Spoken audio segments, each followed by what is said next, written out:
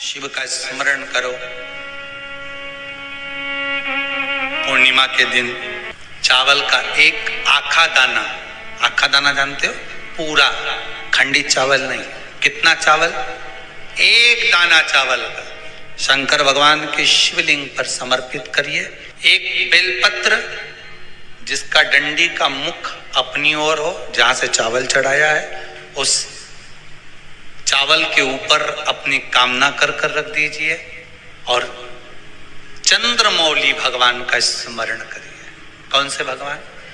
शंकर भगवान का सर्वश्रेष्ठ सुंदर नाम है चंद्रमौली। चंद्रमौली भगवान का स्मरण करिए। अपनी कामना कर बेलपत्र समर्पित कर शिव जी पर एक लोटा पानी, एक जल पात्र समर्पित करो। कलश से जल चढ़ा दीजिए। नैनों में वो जल लगाकर अपनी कामना कर वापिस घर को आइए। अगली पूर्णिमा आएगी, जो कामना करी है मेरा चंद्रमौली भोलेनाथ उसे पूर्ण कर ही देगा। आप सभी को सुंदर पूर्णिमा की बहुत बहुत बधाई हो। बाबा विश्वनाथ की कृपा आप पर सदा बनी रहे। आ गया पूर्णिमा की रात्रि। बड़े से बड़ी बीमारियां, बड़े से बड़े रोग, बड़े से बड़े कष्ट इस पूर्णिमा की रात्रि को छूट जाते हैं। दमे की बीमारी, श्वास की बीमारी, अनिद्रा की बीमारी, रात्रि को जगना, ये सारी बीमारियां पूर्णिमा की रात्रि को अगर व्यक्ति अपने जीवन को सुखमय बनाए, अपने जीवन को आनंदमय बनाए तो सब छूट सकते हैं। पूर्णिमा की रात्रि को पीपल के पत्ते 5 लेकर उसके ऊपर खीर डालकर रात्रि को खा लेने से महाराज दमे की बीमारी, श्वास की बीमारी रुक जाती है। वो बीमारी बढ़ती नहीं है, उससे कष्ट नहीं होता। जिन बच्चों के नेत्र कमजोर होते हैं, रोशनी कमजोर होती है, पूर्णिमा के दिन रात्रि को 12 बजे भगवान चंद्रदेव का दर्शन कराइए। 5 से 7 मिनट तक नयन मिलाए चंद्रदेव के साथ और बाद में एक पीपल के पत्ते पर खीर जो चंद्र के नीचे रखी हुई है उसी खीर को चटा दीजिए। फिर चंद्र का दर्शन कराओ, फिर खीर को चटा दीजिए। महाराज नयन की ज्योति बढ़ती है। नींद नहीं आती तो निंद्रा देवी प्रवेश करती है, निंद्रा अच्छी आती है, आनंदित होता है। महाराज जिस व्यक्ति के शरीर में गांठ पड़ जाती हो, शरीर काला पड़ जाता हो, चट्टे पड़ जाते हो या दांत खाज खुजली हो जाता हो, उसके लिए भी पूर्णिमा की रात्रि को 12 बजे महाराज भगवान चंद्रदेव के लिए 21 दिए जलाए जाते हैं। उस 21 दिए की कालोच एक थाली में इकट्ठी करी जाती है। कालोच को इकट्ठी कर शरीर में गाय के घी के साथ में जहां जहां जगह पर चट्टे हैं, गांठ है, वहां लगाया जाता है। उसको 5 या 7 दिन लगाइए। उसके बाद में रोज प्रतिदिन लगाने के आधे घंटे बाद स्नान कर लीजिए, आराम लगना प्रारंभ हो जाता है। आज पूर्णिमा की रात्रि से लेकर कार्तिक पूर्णिमा की रात्रि के बीच में जो दामोदर भगवान का, कृष्ण का, शिव का मंगल आनंद करेगा, अभिषेक करेगा, पूजन करेगा, स्मरण करेगा, उसके सारे दुख दरिद्र दूर हो जाएंगे। रात्रि को आप बड़े प्रेम से खीर बनाओ, चंद्रदेव की साक्षी में रखो, भोग लगाओ भगवान श्री हरि को। बन सके अगर लक्ष्मी की कमी है, लक्ष्मी नहीं आ रही है, व्यापार नहीं चल रहा है, तकलीफ बहुत ज्यादा है, घर में कष्ट है, कर्जा ज्यादा है, तो एक तांबे के कलश के ऊपर, तांबे के कलश में पानी भरना, कटोरी रखना, उस पे लक्ष्मी जी की मूर्ति रखना। लक्ष्मी जी की मूर्ति नहीं हो तो चांदी का सिक्का रखना। उसके सम्मुख में आप 31 दीपक 31 दीपक घी के लंबी बाती के जला देना। महाराज एक एक कमल गट्टा उस 31 दिए के अंदर डाल देना और लक्ष्मी जी का पूजन करना, लक्ष्मी जी का स्मरण करना, खीर का भोग लगाना, पान के पत्ते पर खीर रखना, 5 पत्ते पर खीर का भोग लगाना और माता लक्ष्मी से विनती करना। सुबेरे 4 बजे तक वो रखे रहने देना। सुबह 4 बजे वो उठाना, लक्ष्मी को वापिस तिजोरी में या सिक्का हो तो उसको अलमारी में रख देना। जो खीर बनी है वो प्रसाद के रूप में सुबह 8 बजे, 10 बजे, 9 बजे जब खाना हो प्रेम से खाना। माता जो दिए लगाए हैं वो ठंडे हो गए होंगे, उनको रखे रहने देना, बाद में काम आते रहेंगे, या दिए विसर्जन करना हो तो आपकी मर्जी है। पर वो मट्टी के दिए लगेंगे, आटे के दिए नहीं लगेंगे, मट्टी के दीप लगाना है आपको। 31 घी के दिए लगाना है। लक्ष्मी जी का पूजन करो, कंकु, चावल, हल्दी, मोली से सब तरह से पूर्णिमा की रात्रि को सुख मिलेगा, आनंद मिलेगा, लक्ष्मी की वृद्धि होगी, कार्य सिद्धि होगी। दूसरा क्रम, पूर्णिमा के दिन आप शाम को प्रदोष काल के समय 4:30 बजे से 6 बजे के बीच में 1 लोटा पानी, उसमें 5 बेलपत्र रखकर, 1 कमलगट्टा डालकर भगवान चंद्रेश्वर महादेव के नाम से भगवान शंकर को चढ़ा दीजिए। आपकी जो कामना हो वो कामना कर चढ़ाएं, विनती करें चंद्रेश्वर महादेव को और निवेदन करें कि हमारा ये कार्य सफल हो। केवल पूर्णिमा के दिन चढ़ाइए, कार्तिक पूर्णिमा तक क्या फल मिलता है हमको जरूर बताइए। भी पूर्णिमा की रात्रि को और कार्तिक पूर्णिमा की रात्रि को गर्भवती नारी अपनी नाभि पर यदि चंद्र की दृष्टि पड़वा लेती है तो बच्चा विकलांग पैदा नहीं होता है। गर्भ से जो बालक होगा श्रेष्ठ होगा, विद्वान होगा, चतुर होगा, पढ़ने में होशियार होगा, क्योंकि ये चंद्र की किरणें जब समुद्र में उछाल ला सकती हैं तो आपके जीवन में भी तरक्की ला सकती है, उछाल ला सकती है। क्यों करा जाता है पूर्णिमा का व्रत? पूर्णिमा का व्रत करने का कारण क्या है बताइए? आप इतने सालों से कर रही हो, कई माताएं कर रही होंगी पूर्णिमा का व्रत। एक समय फलाहार करती हैं, एक समय भोजन करती हैं। भोजन में खीर का होना जरूरी होता है पूर्णिमा के व्रत में। दूध की सामग्री होना जरूरी होती है पूर्णिमा के व्रत में।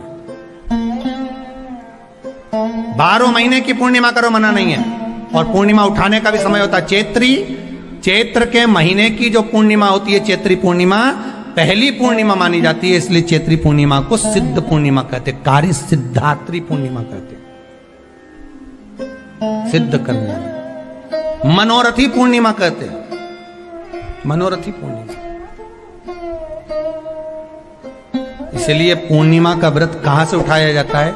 चैत्र के महीने की पूर्णिमा से पूर्णिमा का व्रत उठाया जाता है कि मैं महीने की पूर्णिमा करूंगी तो चैत्र पूर्णिमा से उसको उठा लिया जाता है। पर उसका एक नियम रहता है, आप फलाहार करें अपनी जगह पर है, पर एक समय भोजन कर रहे हैं वो अपनी जगह पर। भोजन के साथ में मीठे के साथ थोड़ा दूध की सामग्री होना जरूरी होती है। और क्यों करते हैं पूर्णिमा का व्रत? किस लिए किया जाता है, क्यों करा जाता है? उसका व्याख्यान वर्णन शिव महापुराण के अंतर्गत स्कंद पुराण में लिखा गया। स्कंद पुराण में वर्णन किया है श्री वेद व्यास जी महाराज ने।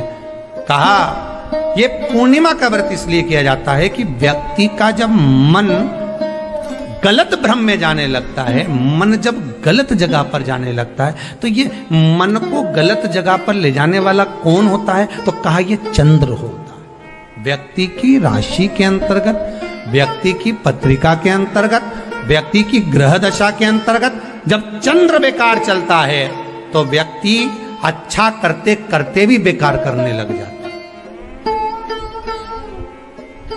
चंद्र डोल रहा है। कई माताएं कहती हैं गुरुजी हमारे बेटे को आशीर्वाद दीजिए, बहुत गलत संगत में जा रहा है। मतलब समझ जाना कि चंद्र गड़बड़ जा रहा है। बेटी अगर गलत मार्ग पर जा रही है, बेटी अगर गलत संगत में जा रही है, किसी अन्य व्यक्ति को आकर्षित हो, चंद्र गड़बड़ हो रहा है, उसका चंद्र कहीं जा रहा है। कोई पुरुष, कोई लड़का, कोई गलत मार्ग पर जा रहा है, चंद्र गड़बड़ हो रहा है।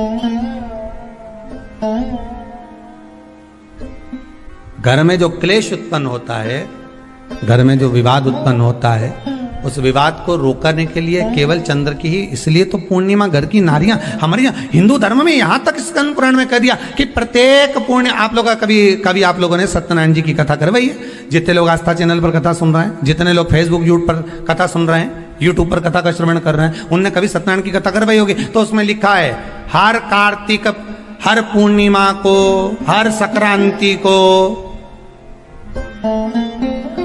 ब्राह्मण सत्यनारायण भगवान की कथा या राजा या वैश्य कथा को कराता था या बढ़िया कथा कराता। सुनी कि नहीं सुनी ये बात?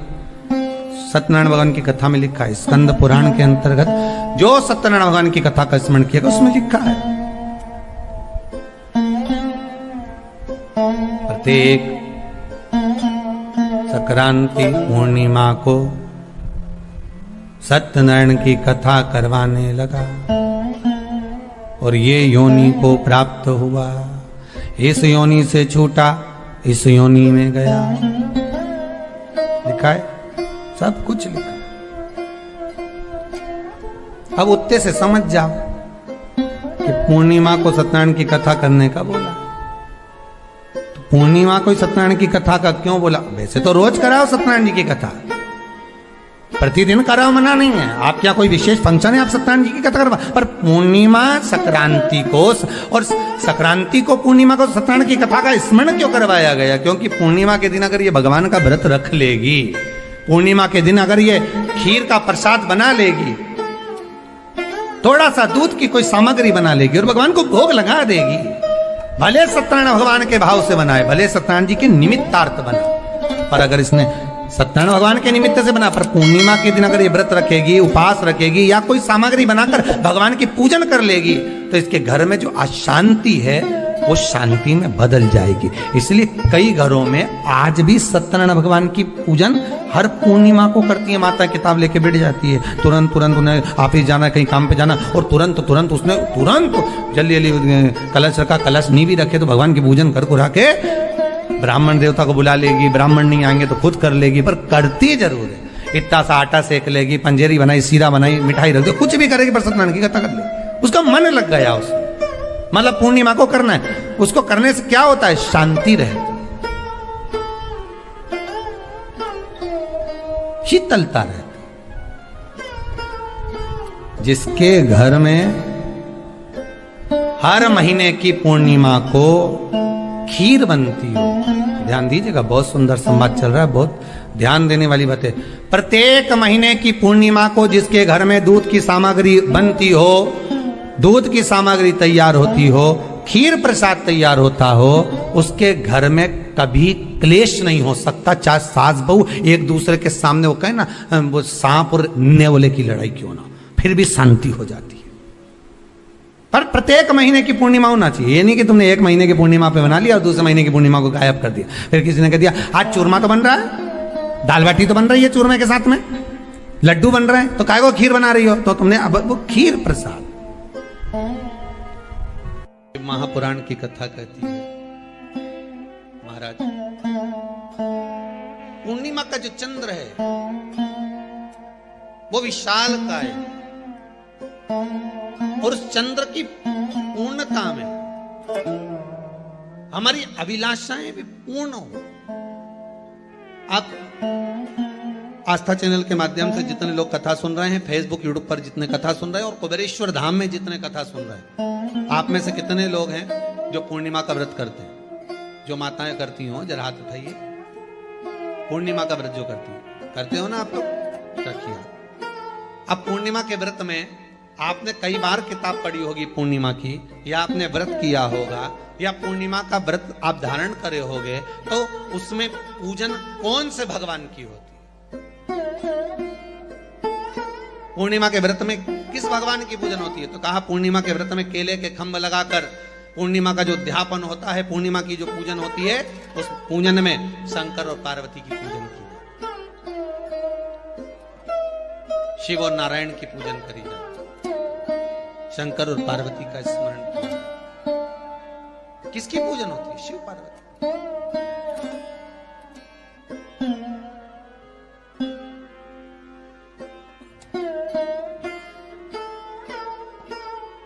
क्यों शंकर और पार्वती का पूजन क्यों करा जाता है पूर्णिमा के व्रत में? क्योंकि शिव और माता पार्वती ही केवल एक ऐसे हैं जिन्होंने अपूर्ण लक्ष्मी को भी पूर्ण बना दिया था। किसको पूर्ण बनाया है? लक्ष्मी। शरद पूर्णिमा के दिन अगर आप शंकर भगवान को एक लोटा पानी अगर शिव को समर्पित कर रहे हो, श्वेत पुष्प को रखकर शंकर जी के ऊपर सफेद फूल को चढ़ाकर अगर एक लोटा जल भी, एक पात्र जल भी शंकर को समर्पित कर रहे हो, तो ये लक्ष्मी के लिए ही तो कर रहे हो। और कौन सी लक्ष्मी? पूर्ण लक्ष्मी। पूर्ण लक्ष्मी। आपको पहले भी कथा में कहा, एक बार भगवान विष्णु के सामने लक्ष्मी मैया ने बहुत तेज स्वर में कह दिया था, नारायण, दुनिया के लोग आपका नाम जपते हैं, दुनिया के लोग नारायण नारायण कहते हैं, दुनिया के लोग आपका भजन करते हैं, पर सत्य मायने में कहूं ना तो मेरे बिना दुनिया के लोगों की नहीं चल सकती, मेरे बिना दुनिया नहीं चल सकती, संसार मेरे बिना नहीं चल सकता। भगवान विष्णु ने कहा ये तो गलत है लक्ष्मी आपका कहना। एक दिन लक्ष्मी को अहंकार आ गया, अहंकार के संबोधन जब माता लक्ष्मी करने लगी तो भगवान उसी समय पर भगवान विष्णु को क्रोध आ गया और भगवान विष्णु ने कह दिया लक्ष्मी तो इतनी बड़ी बड़ी बात कहती है कि तेरे बिना नहीं रह सकती संसार। मैं तुझे कहता हूं लक्ष्मी तू अपूर्ण है, तू अपूर्ण है, तू पूर्ण कब हो गई?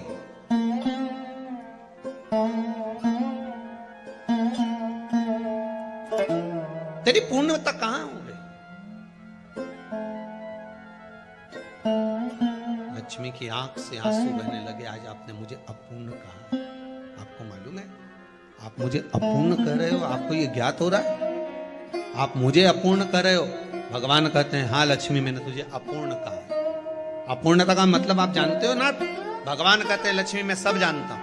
लक्ष्मी रोती हुई माता सरस्वती के पास पहुंच गई। सरस्वती ने पूछा क्या बात है लक्ष्मी, क्यों रो रही हो? लक्ष्मी जी ने कहा क्या बताऊं सखी, मेरे पति ने आज मुझे अपूर्ण कह दिया।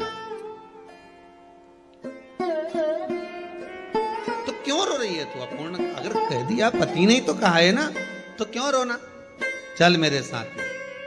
और सरस्वती मैया माता लक्ष्मी को लेकर सीधे पहुंच गई माता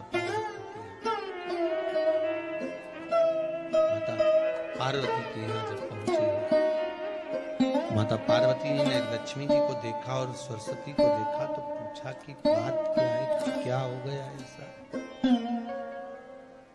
क्या हुआ, क्या है ऐसा जो तुम दोनों आज मेरे पास में आई? क्या हुआ?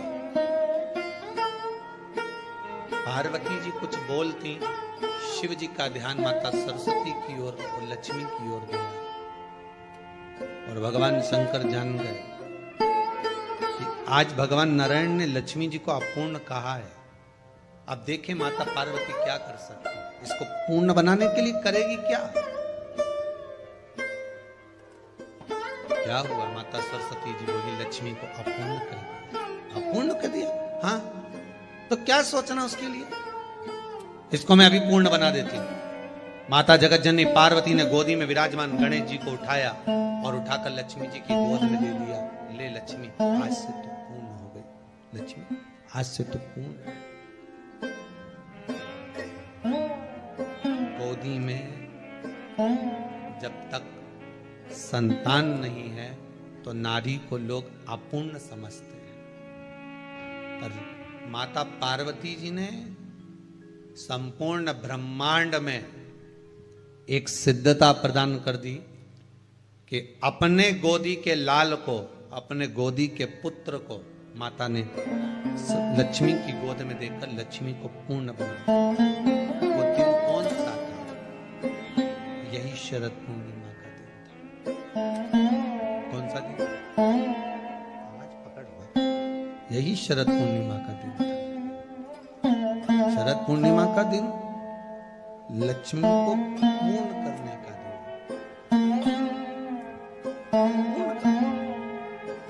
केवल अमृत ही नहीं बरसता, शरद पूर्णिमा के दिन लक्ष्मी भी बरसती। लक्ष्मी पूर्णिमा के कितने व्रत होते हैं? बोलते जाओ जरा, जल्दी जल्दी बोलो। पूर्णिमा के नारियों को, स्त्रियों को अखंड सौभाग्य के लिए, जो नारी वैधव्य नहीं होना चाहती है उस नारी को पूर्णिमा के कितने व्रत करना चाहिए? जिस नारी के यहाँ संतान नहीं हो, भगवान कृष्ण ने माता यशोदा को द्वापर में भी बताया है कि पूर्णिमा के 32 व्रत होते हैं। कितने व्रत होते हैं? 32।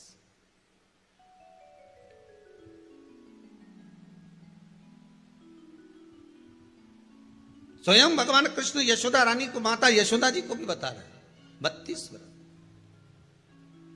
अब आपको किसी ने बता दिया होगा कि 8 कर लो, 7 कर लो, 6 कर लो, 12 कर लो, इसलिए आपने बोला कि 12 कर लीजिए, 32 कर लीजिए। अरे यहां तो द्वापर की कथा भी कहती है। यशोदा जी ने एक बार भगवान कृष्ण को रोक कर कह दिया, ए कन्हैया रुको। कन्हैया बोले बोलो मां क्या बात है?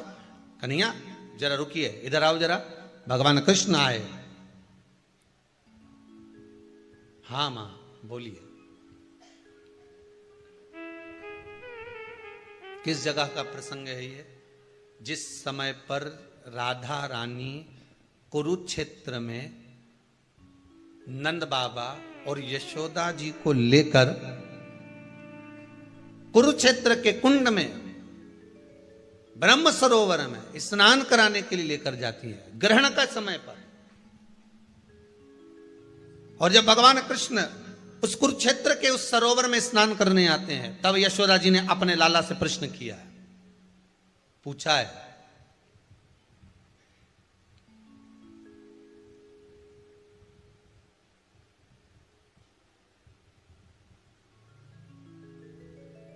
कि नारी वेधव्य होकर ना मरे।